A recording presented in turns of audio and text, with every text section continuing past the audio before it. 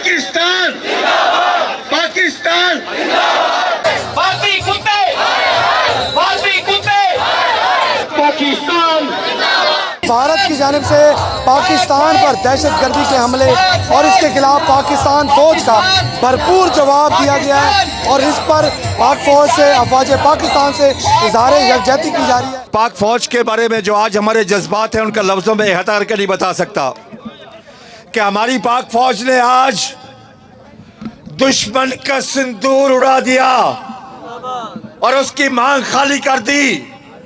जो हमने कहा था, जो हमारे DGISPR ने कहा था, वो सच साबित हुआ।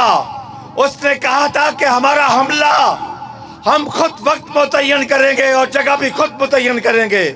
और आज सुबह बजाय रात के अंधेरे में हमला करने की बजाय सुबह सवेरे हमला किया और फिर पूरे हिंदुस्तान की चीखें निकली हुई थी। आज मोदी सुन लो, ये मुसलमान हैं, ये हमारी फौज है पाकिस्तान की, ये मुसलमान है, ये शहादत से नहीं डरती।